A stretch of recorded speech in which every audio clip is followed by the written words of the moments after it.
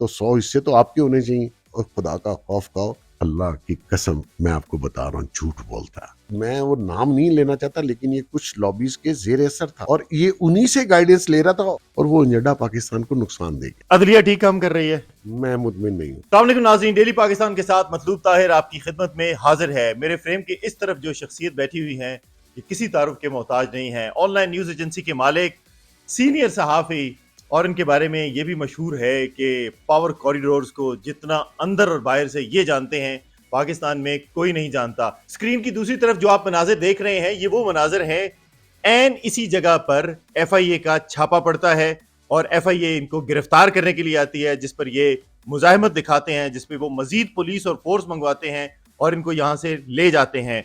ये सब क्यों हुआ? इमरान खान के माजी के दरीना दोस्त और आजकल जो हालात हैं आपके सामने हैं। जनाब मोहसिन जमील बेग साहब हमारे साथ मौजूद हैं, इनसे जानते हैं कि इस वक्त क्या हो रहा है।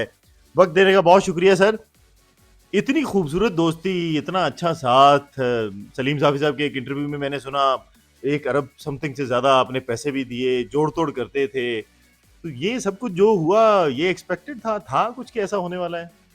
बहुत शुक्रिया ताहिर। बेसिकली बहुत दिनों से खान साहब लगे हुए थे, तो मुझे तवक्को तो थी कि ये कुछ कर रहे हैं, क्योंकि ये बड़े फाशिस्ट जहन का इंसान है।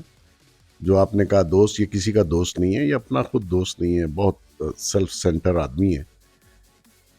अंदाज़ा था, लेकिन ये अंदाज़ा नहीं था कि ये मुझे अगवा करने के लिए मेरे घर में बंदे भेज देगा सिविलियन क्लोथ्स में, और वो जो बदतमीजी इन्होंने मेरे घर में की है, तो उसका इंशाल्लाह हिसाब अल्लाह इससे लेगा और ले रहा है। सही है। आपने बड़े वसूख से कहा था जब आप गिरफ्तार हुए, आपसे अदालत में भी पूछा गया, हाथ अदालत से जब आप बाहर आ रहे थे तो आपने कहा कि तू तो क्या।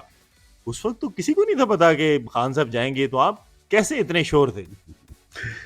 एक्चुअली मैं इसी फील्ड में हूँ और मुझे अंदाज़ा था, और इसका कहना कि जी अमेरिकन साजिश है और फलां साजिश है, सब झूठ है। मतलब आप कौन है, आपके खिलाफ अमेरिका साजिश करेगा? मतलब आपको पाकिस्तान के वजीर आजम है सर। नहीं, वजीर आजम के खिलाफ साजिश इस तरह नहीं होती। अब वो देखें, खुद ही कह रहा है कि मुझे पता था साल से पहले ये मेरे खिलाफ काम हो रहा है और न्यूट्रल्स को मेरी फेवर करनी चाहिए थी। ये पहले भी उन्हीं की बलबूते पे आया था। ये तो कोई चीज़ पेयर करने वाला, इसकी सारी जिंदगी दूसरों की जेबों के ऊपर नजर रख के गुजरी है। आप भी तो एक जमाने में ATM रहे हैं ना इसके। जी, इसलिए रहे। हम मेरी तरह और भी बहुत से लोग थे जिनका ख्याल था शायद हमारा मुल्क बदल जाए और बेहतर हालात हों और एक नए पाकिस्तान की बुनियाद रखी जाए, लेकिन मुझे नहीं पता था ये इतना जाली और फेक और झूठा इंसान है। तो आपका कोई इरादा है कि आपने जो पैसे दिए हैं आप उन पैसों का मुतालबा करें कि भाई ये तो मैंने पैसे मुल्क कौम के लिए दिए थे, जो आप वादे किया करते थे, ये मेरे पैसे वापस करें?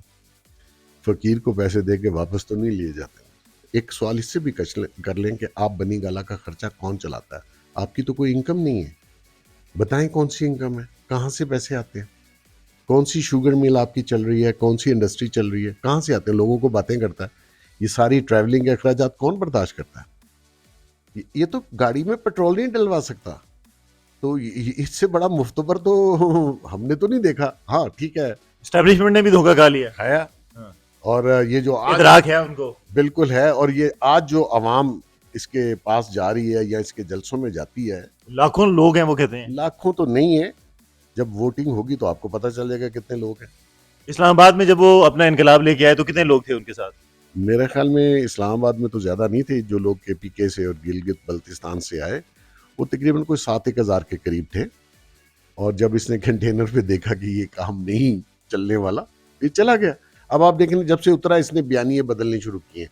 कभी अमेरिकन साजिश, कभी मेरे मर्डर की साजिश, कभी फलां की साजिश, कभी फलां की साजिश। सर आज भी एक बंदा पकड़ा गया है जो घर में डिवाइसेस लगा रहा था। भाईजान मैंने तो भी ट्वीट किया कि इस घर में तो बहुत सारे मुखबर हैं, इंक्लूडिंग इमरान खान। अब इन्होंने उसको 2 दिन अगवा करके रखा, उस लड़के को, तो पर्चा तो इन पे होना चाहिए कि मुलाजिम को आपने अगवा क्यों किया, तशद्दुद का निशाना क्यों बनाया।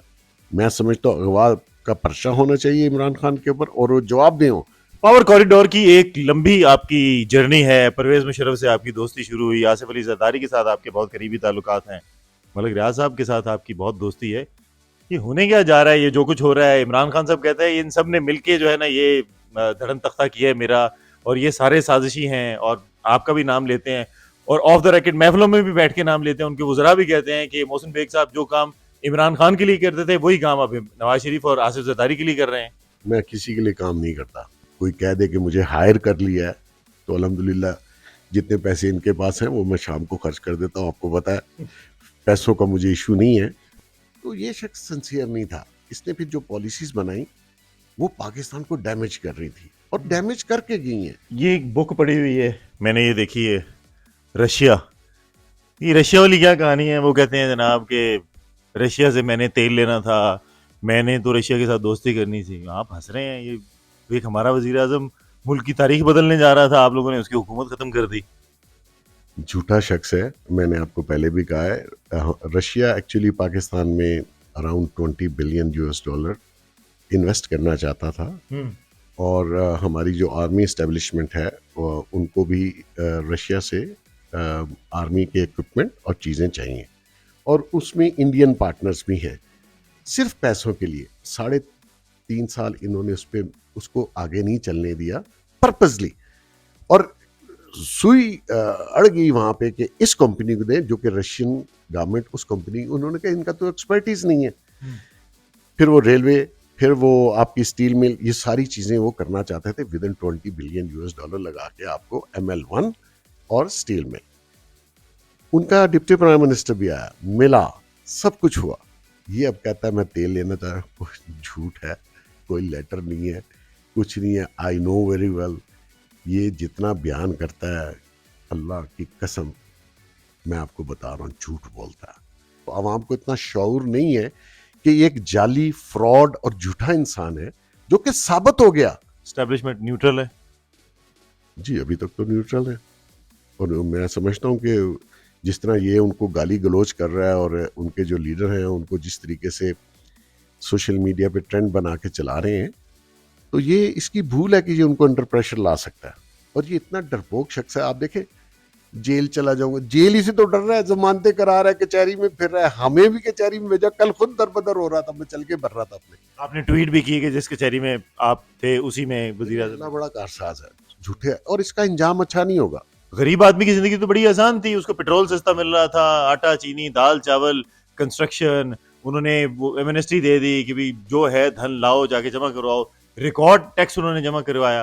वो कह रहे हैं इस हुकूमत ने तो जो कुछ किया है वो तबाही है सिर्फ। देखें इस हुकूमत को तो 2 माह हुए आए हुए, इनके ऊपर आप सारा ब्लेम नहीं कर सकते। इन्होंने तो क्या पॉलिसी बनाई है, जिस इंटरेस्ट पे ये लोन ले रहा था वो 12.5% डॉलर रेट के ऊपर, वो पाकिस्तान अगर आप बेच भी दें तो आपके लिए अदा करना बड़ा मुश्किल है। ये पाकिस्तान को फाइनेंशियली, और इसके मुंह से बात निकल आई कि आपको आखिर में न्यूक्लियर का सौदा करना पड़ेगा, मुल्क के 3 हिस्से हो जाएंगे। ठीक है ना भाई, 3 हिस्से तो 100 हिस्से तो आपके होने चाहिए, तो 100 हिस्से तो आपके होने चाहिए जिनकी ये सोच है, जिस सोच पे वो अमल कर रहा था। ठीक है ना, तो इसने बड़ा टेक्निकली काम किया है। बच्चे अपने उसी यहूदियों के पास छोड़े हुए हैं, उनको साइड पे किया हुआ है, यहाँ एक एजेंडे के तहत काम कर रहा है। फराह गोगी जो सबसे ज्यादा करीब थी खातून अव्वल के, वो इस वक्त मुल्क में नहीं है। फराह गोगी के जो रिश्तेदार हैं वो कह रहे हैं और खान साहब कह रहे हैं कि ये सारे झूठे केसेस बना रहे हैं फराह गोगी के ऊपर। झूठे केसेस तो इसने बनाए सब पे। अब अपनी बारी आई। आप देखिए ये जो जमीन मिली फराह गोगी के जरिए इनको, और जो पीरनी साहबा को जो चीज़ें मिली तोशा खाना से, और वैसे जो गिफ्ट हीरो के अंगूठियां डायमंड के सेट मिले, अलकादर यूनिवर्सिटी वाली जमीन उसकी बात कर रहे हैं जी, उसके अलावा बनी गाला में भी है। तो ये उसका जवाब क्यों नहीं देता? वैसे तो हर चीज का जवाब देने आ जाता है। ये लोगों की, औरतों की बातें करता है, अपने घर की बात क्यों नहीं करता?